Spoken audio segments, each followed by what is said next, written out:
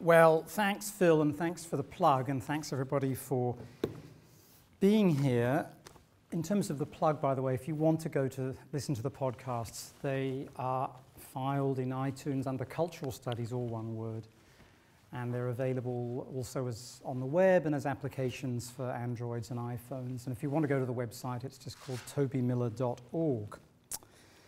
So look at the first slide. You know that you're not in a talk unless there are slides. Everybody's an art historian these days, right?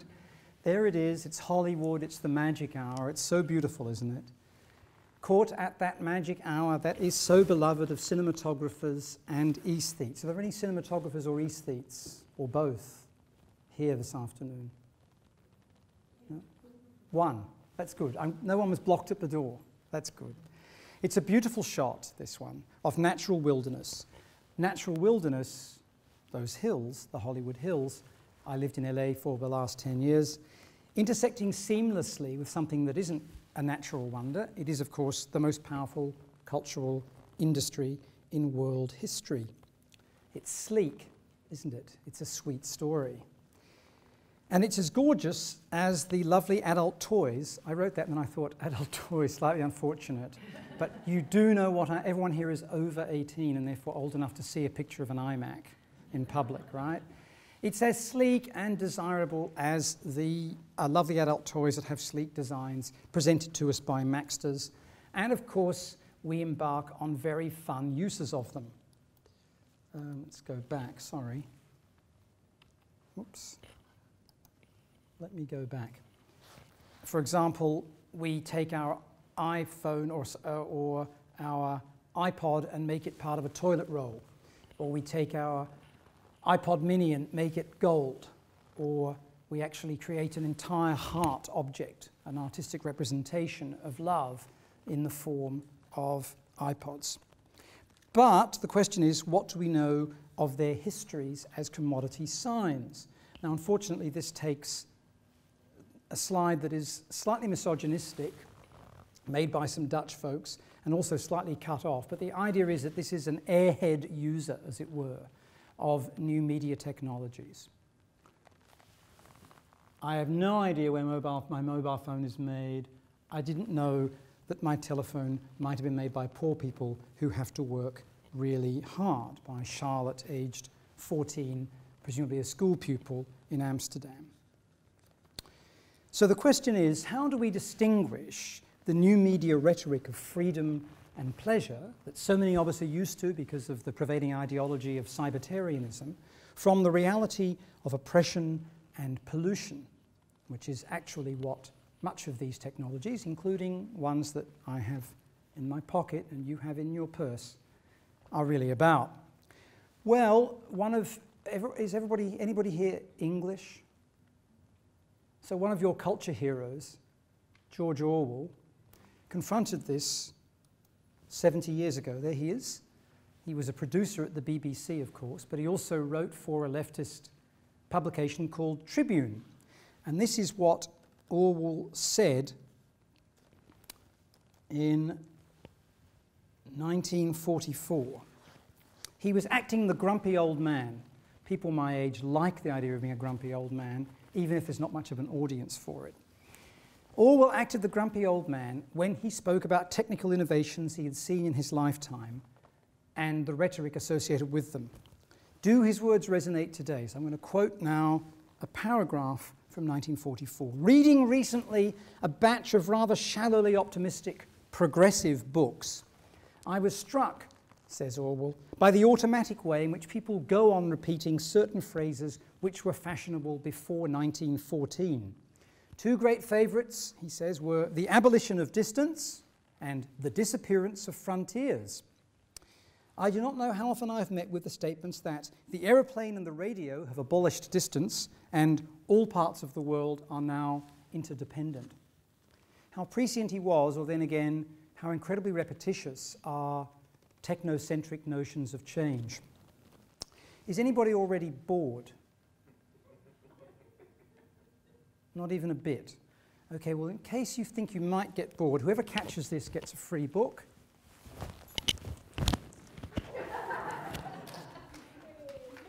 Well done. Yeah, I think it bounced before you caught it, but you do get the book. And the book is Greening the Media by Richard Maxwell and me. I used to throw the book, and then I hit one of my co-authors in the eye, nearly blinding him once. And then, that was in Hong Kong, and then a couple of weeks later in Guadalajara, I threw it again, and a woman tried to catch it. As she tried to catch it, it bounced up, hit her chin, hit her lips, split her lid open, flew over her head, and was caught by someone else. She didn't even get the book. She was a very noted clinical psychologist in Guadalajara. I felt badly about this, not just because she was a noted clinical psychologist, but because I'd wounded someone grievously, twice as it were, two different people in the space of a fortnight. So I sent her the book and an apologetic note. And the people from Guadalajara, who are called Tapatíos, anybody here from Mexico? If you're from Guadalajara, you're called a Tapatío, the same name as the salsa. They gave me this and urged me in future to throw that into audiences. And then whoever got this quite harmless American football made of rubberoid, I guess, would then be handed the book in a slightly more gracious and less physically violent manner. Normally I wait until people are visibly bored before I start throwing things, but I couldn't wait any longer. I think the fact you're so dispersed meant that I didn't know where to look, and I thought if I did my quarterback play, then I'd kind of calm down. So, getting back to Mr. Orwell, we hear these sorts of things right across the globe. Anybody here not on Facebook? Well, one of the things Facebook does, most of you are on it, is to offer a Peace on Facebook feature in which it claims that it will, and I quote, decrease world conflict. Anybody remember what Google's motto is? Google's motto is don't be evil. And how does Twitter officially describe itself? A triumph of humanity. Please. The reality, of course, is that these are just communications companies. They're like AT&T or BT or Sky, without the privacy, but with the fantasies of global change that have attended every communications innovation since Thespis, in the story Plutarch tells about Thespis and Solon, invented drama. Some of us are rather skeptical about such claims. This explains the whole of social media. If anybody asks you what the differences are between these applications, it's very simple.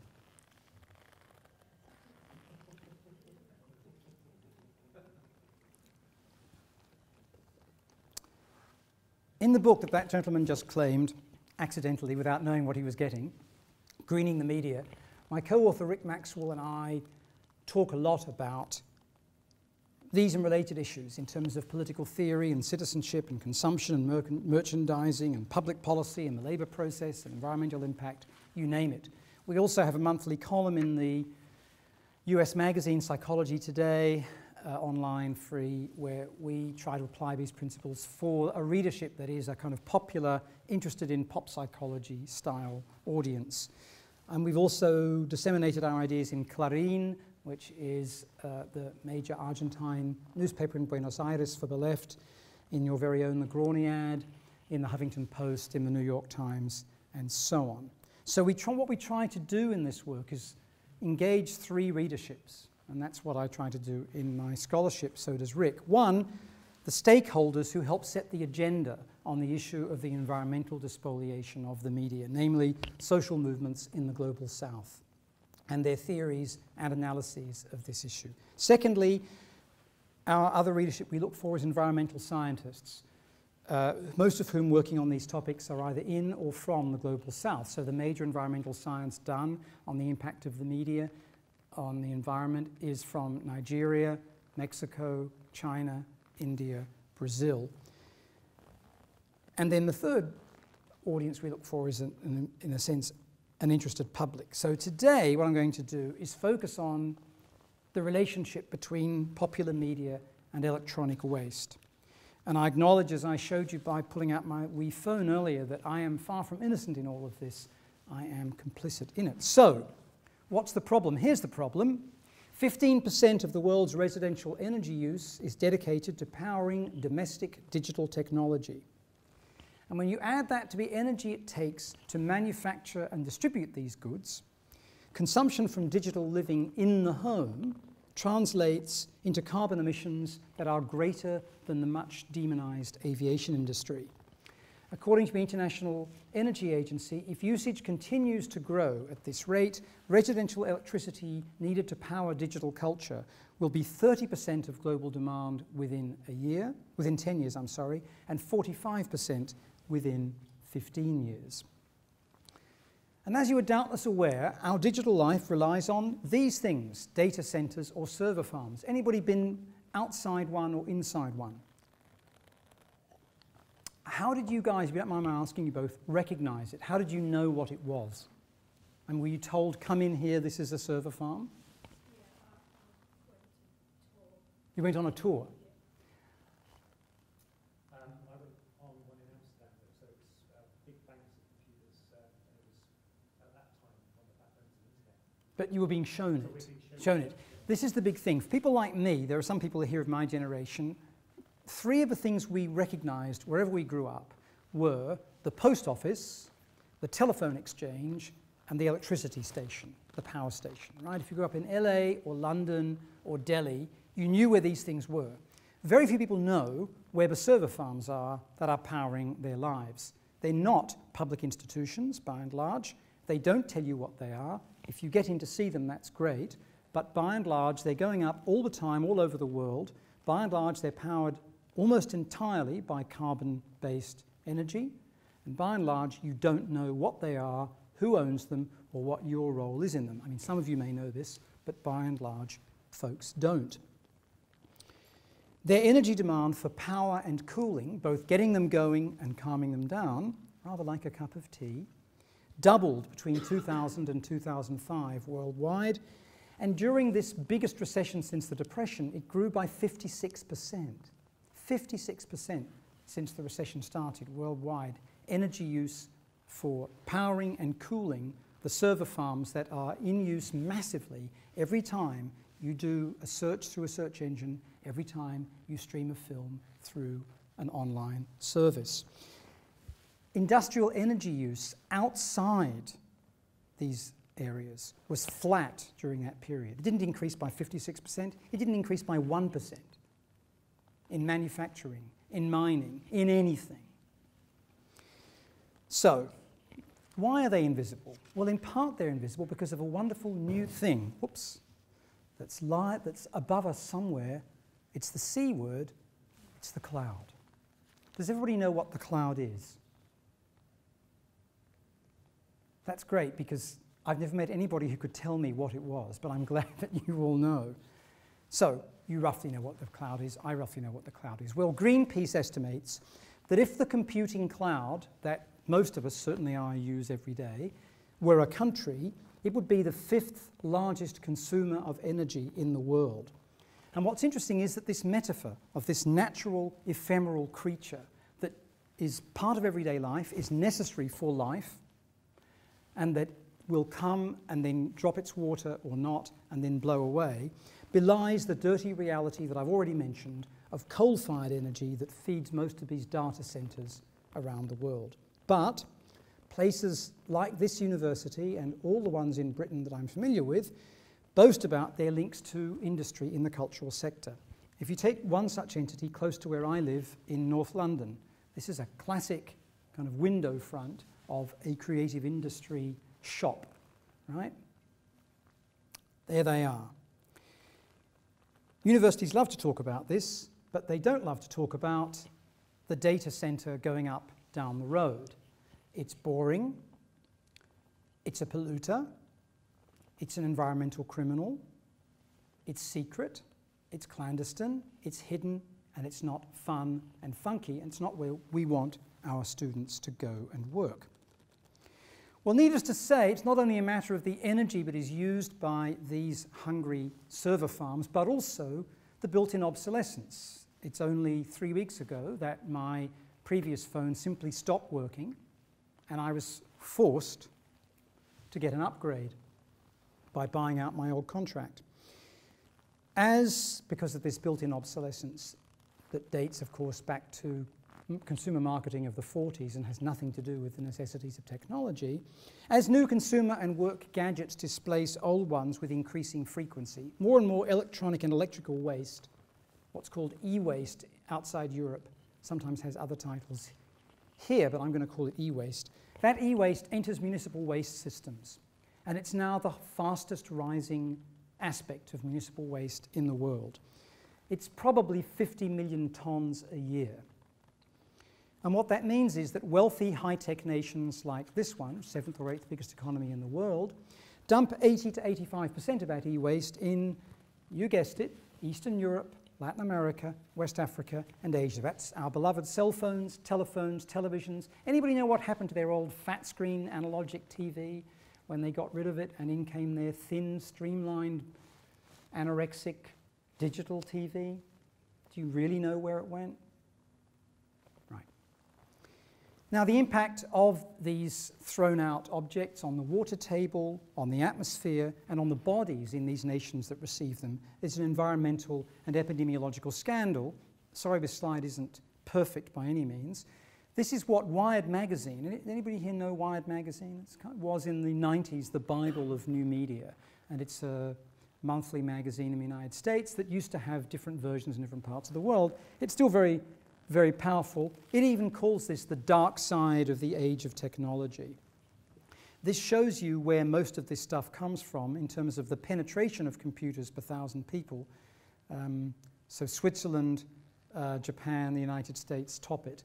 But then the question is where it goes. And when you look at these different colored circles, that'll tell you the difference between the origins, the confirmed destinations, and the likely destinations. The lime green colors are the places that get rid of their e-waste. They don't want it. It's dirty, it's dangerous, it's disgusting. You better send it to where more people whom you used to colonize lived. So the European Union, the United States, and more recently, in inverted commas, developed countries like South Korea are major sources of this. Where does it go? Almost all e-waste export is illegal, but that doesn't stop places like Canada and Australia from loving to do it. And they send it, the confirmed places are the bright red colors, so as I said, Latin America, you see Mexico and Brazil, Nigeria, West Africa, Pakistan, India, Thailand, China, Singapore, and then the non-confirmed locations in South America, Chile and Argentina, in Central America / South America, Venezuela, Haiti, in the Caribbean, and these East African locations, as well as some in the Arab world. What's interesting is that it's predicted that by the end of this decade, Africa will be creating more e-waste than the European Union will. And already China and India, in addition to being the places where in many instances these technologies are manufactured, as well as being the recipients of them once they've ended their consumer life in the West, they too are becoming net exporters of e-waste and net producers of e-waste, by contrast with what they import, as the middle classes in these countries increase in size, as the technological sophistication, in inverted commas, of their industries and economies increases, and as they get the techno-fix habit to which people like me are well and truly prone. And this is an example of a young woman, and as in many of these sorts of poverty porn images, her name isn't recorded. She's in a fishing village in southeastern China named Guiyu. Anybody been to Guiyu? So Guiyu is a place that is a traditional fishing area, and fishing was 90% of its economy. In the last 15 years, 95% of its economy has become illegal recycling in unsafe ways by preteen children, and 95% of those children have lead poisoning. But that's okay because I've got my new Apple. So, what does this have to do? I hope I've made you all feel terrible about yourselves, which is obviously my childish intent. But what does this have to do with my first slide of the magic hour, that wonderful moment of natural cosmic lighting for the Hollywood cinematographer and for the aesthete? How does this relate actually to the film and television drama industry as opposed to domestic consumption, which has been my kind of target so far? Well, because, like I said, I've just left LA after a decade living there, left in December. Hollywood is the largest producer of conventional pollutants in that city. It makes massive use of electricity and petroleum. It releases hundreds of thousands of tons of deadly emissions each year. And if you take, my, in a sense, home state of California, it's where I moved after New York, as a whole, then film and television-related energy consumption and greenhouse gas emissions, carbon dioxide, methane, nitrous oxide, are equivalent to the semiconductor and aerospace industries.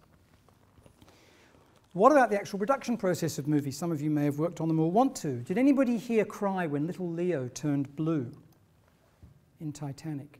Little Leo blue, no longer breathing, all dead. Who cried? Come on. 1, 2. You hard-hearted beasts.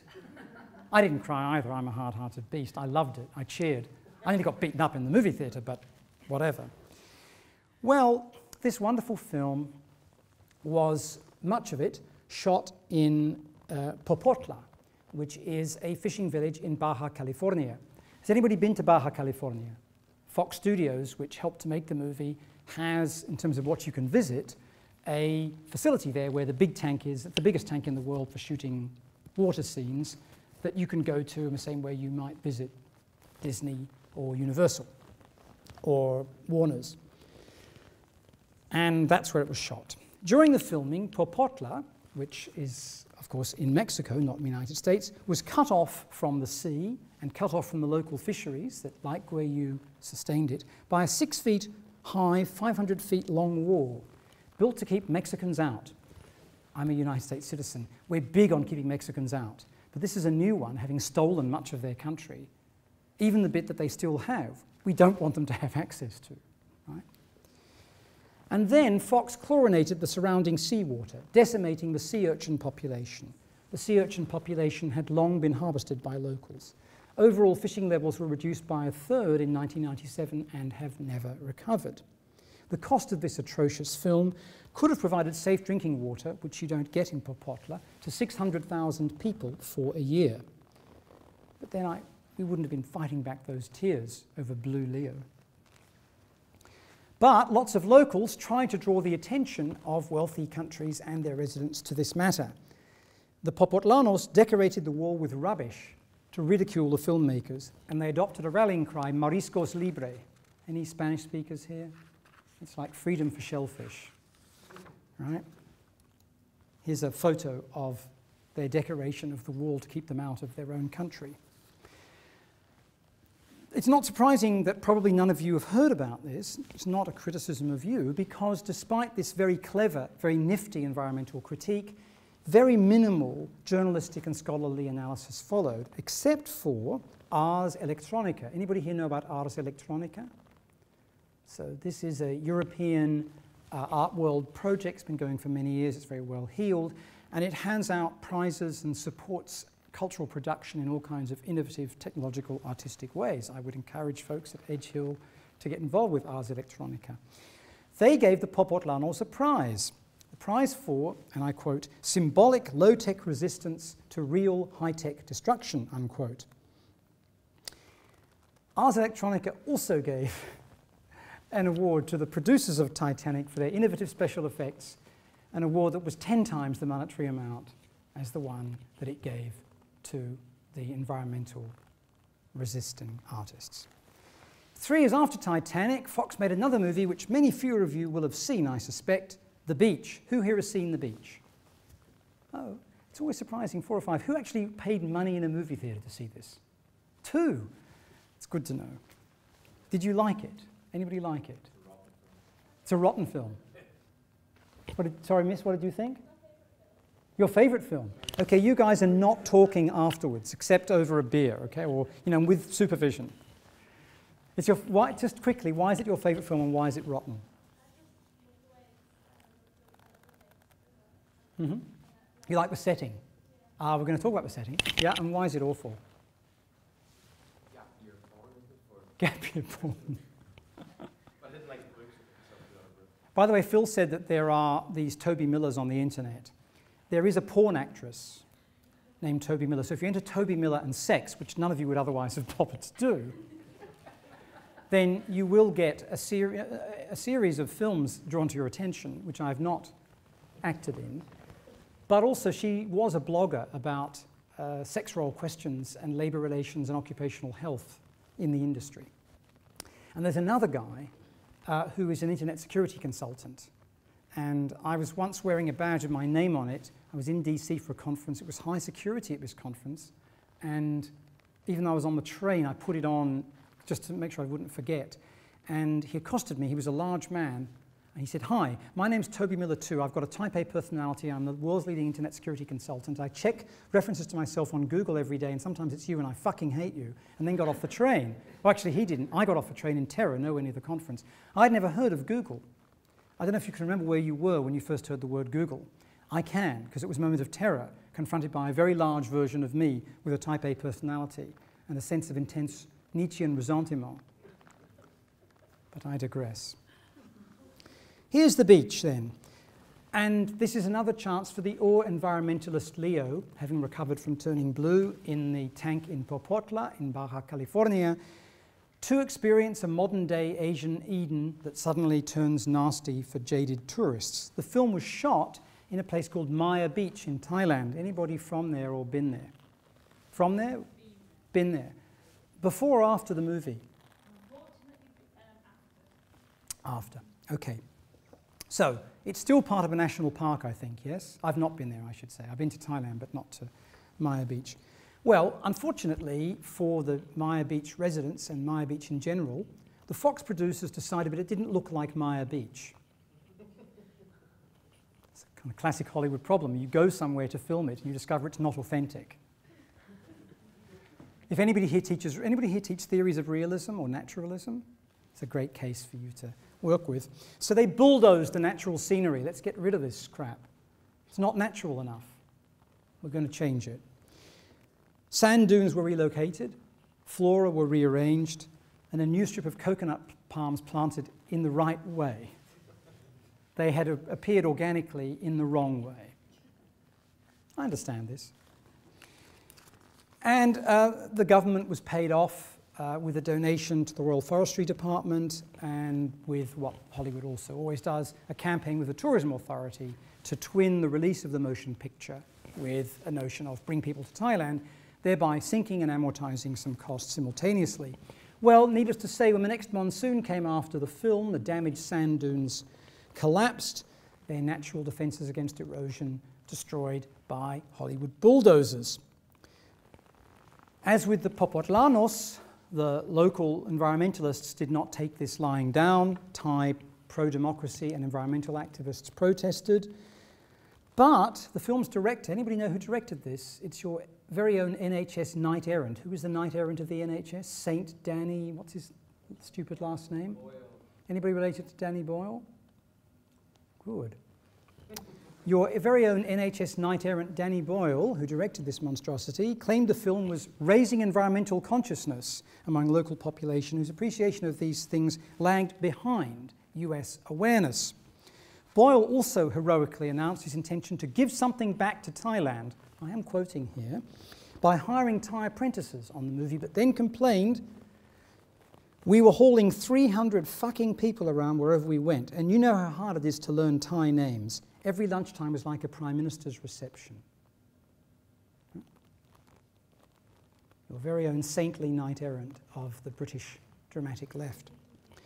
Before the film was released, but no doubt having had their consciousnesses raised, courtesy of Fox and Mr. Boyle, the Ao Nong Tambon Administration Organisation, the Krabi, apologies for pronunciation, Provincial Administration Organisation, and various other groups filed a suit against Fox under local but national environmental protection legislation. It took 7 years until 2006, but finally the Thai Supreme Court found in their favour. Boyle did not comment. Of course, there's a political economic background to this kind of ecologically destructive filmmaking. I'm not suggesting that what happened with the 2004 tsunami in Thailand was affected by what those people did.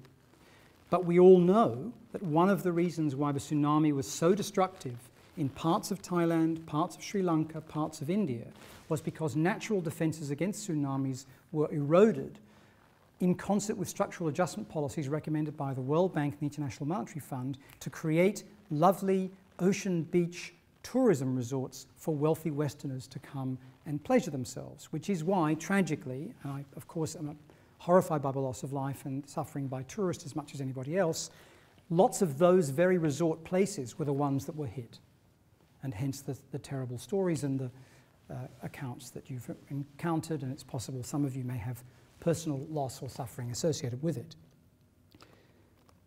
The idea is to turn away from subsistence agriculture, to turn away from traditional living, and to turn towards tradable goods and the service industries. So, none of that is all too good. Meanwhile, Leo has not let go of that plank that was keeping him briefly alive in Titanic. Does anybody know what he's doing now? He's taking a year's sabbatical, and as he puts it, to fly around the world to save the environment. So he is flying every week to a different country to raise the consciousness of the fucking people that he and Danny Boyle helped to raise so heroically and epically a decade and a half ago. So all of that looks pretty bad. It looks like environmental celebrities are monsters, Hollywood is full of shitbags, every time you turn on anything you're evil, and there's no hope, there's no way out. Don't worry, I'm a professor of cultural studies. We do hope. We don't do faith, we do a little bit of charity. We're obliged to end with hope, and there is hope. It's very interesting, and it's very contradictory. And for old-fashioned Marxist Foucauldian feminists such as myself, it's very confronting. Anybody remember Daryl Hannah? Movie actress. She won't fly. She travels across train for movie and TV auditions. She's locked herself to the gates of the White House.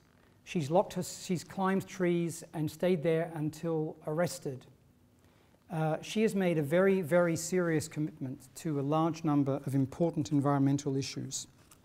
She is trying to fight against the proposed pipeline delivering oil between Canada and the US. She has a very, very serious commitment.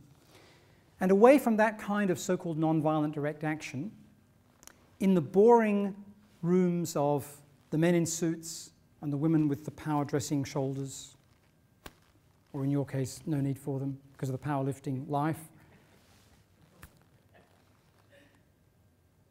things are going on that are just as interesting, if not as sexy, as non-violent direct action. Every major studio, just about, now has a green action plan. The Motion Picture Association of America, which is the peak studio body that represents all of them, so, you know, places like Warner's and Fox, right, Sony and so on, has the rather comically named Solid Waste Task Force. I tried to find a graphic to illustrate Solid Waste Task Force. All I could find was the originating document, but you get the drift, so to speak. The MPAA says that collectively they are now diverting tens of thousands of tons of waste from landfills to recycling and reusing, and therefore preventing the emission of even more greenhouse gases. And what the task force does is to encourage stuff like carpooling, water-based versus volatile compound paints, reusable sets, green construction, cyan optical soundtracks, and so on. They have a best practices guide for green production. And Fox, i.e. News Corp, is vigorously re-examining its environmental record thanks to an unlikely source. Actually, I'm sorry, I've missed a slide here somehow. Yes, there it is. Namely Rupert Murdoch. Rupert Murdoch, he of The Beach, he of Titanic, he of Page 3. In 2007, the Dirty Digger convened a global meeting simultaneously of all his employees right across the world. Tens of thousands of people sitting in theatres like this, where he addressed them, and you can hear this on their website. Anybody here ever worked for the Dirty Digger? I write a column for him, but I don't take money for it. Part of that is because they don't offer me any money, but I wouldn't take it anyway. The sole agenda item was to mention this thing, the Global Energy Initiative with the white hand touching the globe. The Global Energy Initiative, or GEI, was designed in 2007 to turn Fox's annual carbon footprint, 650,000 tonnes, into zero by reducing energy use, by employing renewables, by buying carbon offsets. And you can hear this monster say, if we are to connect with our audiences on this issue, we must first get our own house in order, and climate change poses clear catastrophic threats. Now don't forget, this is a man who in his public statements claims climate change is bogus science, who runs an entire, very influential television network in the United States that is dedicated to the denial of climate science. But also don't forget that that station, Fox News Channel, operates from the greenest television studio in the world. By contrast with NBC, which until recently was owned by the world's second biggest polluter after the Pentagon, General Electric, and which once a year has a turn off your power for an hour, don't watch television for an hour event, massively promoted, and has the dirtiest carbon-fired television studio in New York. Who here used to watch 24? Anybody watch 24? Okay, so you know what it was. It had remember Stoner Sutherland, Kiefer in 24, highest paid TV actor in the world. 2001 to 2009, after CSI Miami, most popular television program in the world. It's run by a bunch of vigilante, vicious, right-wing, crazy, Nazi, fascist Republicans. And it's the first carbon-neutral primetime television drama on network television in United States history. They're all dedicated to being green, with offsets calculated against all the things, you know, when they blow up LA, they blow up New York, they have car chases, they have air travel, they have coal-generated electricity. As much as possible, they use wind and solar power from the Pacific Northwest and LA, and they buy offsets. And of course, one can criticize offsets easily. Funnily enough, the Global Energy Initiative of Fox, which got a fair bit of coverage, was completely left uncovered by Fox News Channel. Doesn't suit their targeting. Their demographic that they're targeting. Anybody watch Fox News Channel regularly or at all? Right? Okay, so this is something you would never get produced in British media. It's so far out there in terms of its right-wing craziness. It has a very particular target. Elderly, uneducated, rural, white, reactionary, angry men. That's whom it's after, who don't want to be told anything that contradicts one perspective and one perspective only. What's fascinating is that meanwhile, and I know this from going out into the lot and into their executive offices, there is no bottled water, there are none of these things. They pay for you to take a bus to work. They give you several $1,000s a year if you buy a Prius. Any employee, Prius, you know, which is a hybrid car, as you probably know, Toyota, any employee, any part of the organization. So, Rolling Stone magazine, everybody know Rolling Stone? Yeah? Rolling Stone magazine selected Murdoch in 2010 as the corporate executive most responsible for blocking efforts to stop global warming. At the same time as it said, he's recycling the lies of big coal and big oil, at the same time as they said he has the greenest production facilities in Hollywood or New York. So, lots of interesting contradictions to try to tease out there in terms of an ideology critique, in terms of political economy, in terms of environmentalism. Now, they will think about factoring the risk of bad reputation or the risk of governmental regulation into what they do. Most of the time, and his awful son James wrote a renowned op-ed in the Wall Street Journal, right-wing, crazy editorial pages, very good leftist journalist reporting, where he made a conservative case for going green, which is all about, if we don't do it, the bastards in Washington will. We don't want regulation, and we've also got fanatical environmentalists among our audiences, and they won't like us, so we better do it even if we don't believe it. Because the costs otherwise, in terms of lost revenue and increased charges to meet the requirements of regulation, will be too great. That's the position these people have. So they'll do it, but they'll do it for those reasons and up to the point where they think it's a risk not to, and no further. And they will still have their kind of economic targeting of audiences with ideological distillations suited to that kind of ideal viewer. Now, here's the issue. Most of us in the humanities and the social sciences are totally out of this story. We don't study it, we don't teach it, we don't read about it, we're not activists in it, we don't do it. Most of us, not all. But by and large, the only people who write about this, and I've spent 10 years reading whatever I can find in 3 different languages, are people in the sciences from the countries I mentioned, West Africa, or regions I mentioned, West Africa, South America, South Asia, and China, and also a lot of activists. There are lots of activists in the global south and among first world activist groups who are really working hard to draw our attention to such issues, both with the actual activities they embark on, but also with the reports they write. No More I Slave is one, for example, that comes from SACOM, which is a Hong Kong-based entity. Some of you know about SACOM, Students and Scholars Against Corporate Misbehavior. They're the ones who really blew the lid on Foxconn. People know about Foxconn, right? Anybody here own an iPad or an iMac or a MacBook Air or an iPhone? Okay, they were made by Foxconn employees. Foxconn has 1 million employees around the world. It's based in Taiwan. It's run as a military entity, but in the private sector. And dozens of people have suicided in their compounds over the last few years. The Daily Tory Graph, astonishingly, has done a brilliant series of investigative articles on this, independently of SACOM, but also promoting SACOM's work. SACOM repeatedly produces freely available reports, ethnographically very rich, psychologically very devastating, about the circumstances of these people. There are even stories told on video you can see online by people who have survived throwing themselves apparently to their deaths. This became a massive international scandal.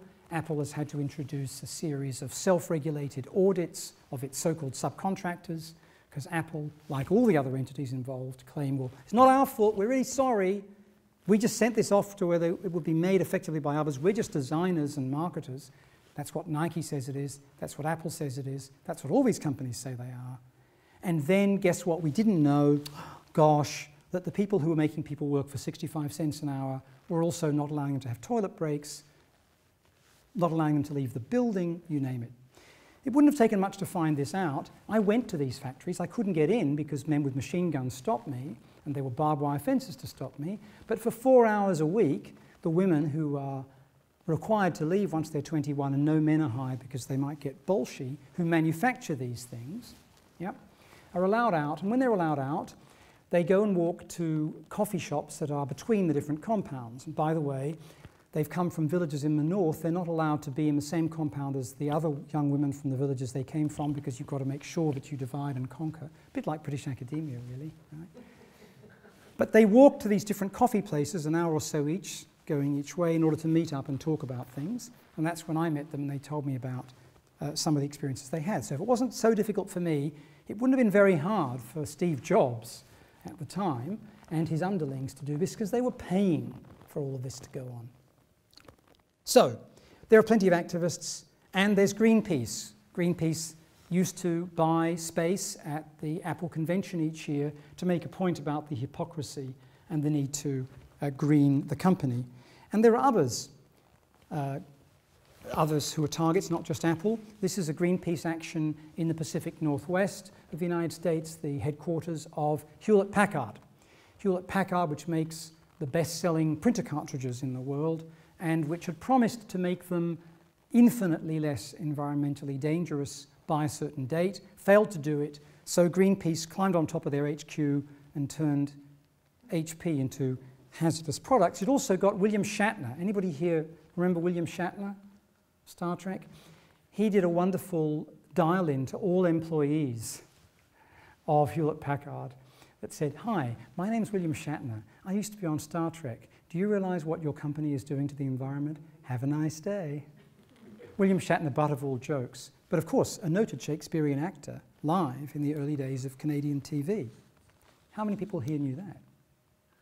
There's a takeaway. Everybody got something. Not just the boy who caught the ball. Every child walks from this party with a gift. It's not all one-way traffic here, you know. So, there are lots of these groups. And there are also these people. I love this. I took this photo in Mexico City last year. Tenemos ebooks en papel. We have ebooks in paper, on paper. Absolutely wonderful. All those people at Hay on Wye, you know, who run those protests against Kindle and whatnot, the people who want to keep all the bookstores going, this is what they should be doing. So you get very innovative pepenadores, recyclers, in a place like Mexico, and you get lots of artists all over the world, Eastern Europe, Central Europe, Britain, the United States, and many of the destination centers I've mentioned for electronic waste, taking old bits of computers, watches, you name it, and turning them into objects that then incarnate and question the notion of refuse, right? Lots of agitprop artists. But will it end up with this? Another picture of the Hollywood sign. This time a Hollywood that is entirely powered by renewables. Think about how bountiful sun is in LA. I mean, the reason why those refugees from the pogroms who went to the Lower East Side of Manhattan and were furriers and then moved across the continent to start the film industry as we know it roughly today, there were two reasons they went. One was California was not a union state, so they didn't have to worry about people being bolshy about money and conditions, which they had to in New York, which was a union state. But secondly, it had 315 days of sunshine a year. It still does. This is what the Hollywood sign should be illuminated by when it's not in that magic hour that we started with. The tragedy is that most of us are not really doing anything in our lives as cultural producers and consumers to get from the first slide to this one. So I think we need to do something different. And we also have to say that when we think about the nice example of 24 and the way in which people like Murdoch actually are quite surprisingly contradictory, it's still not going to do enough because there's always this question too.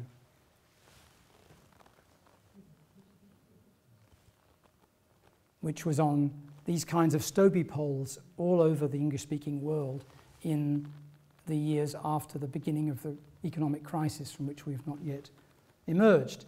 Dear capitalism, it's not you, it's us. In other words, it's always the fault of the, pardon me, consumer or worker. Just kidding, it's you. So thanks for that, and please, if you've got any questions or comments, they'd be very welcome.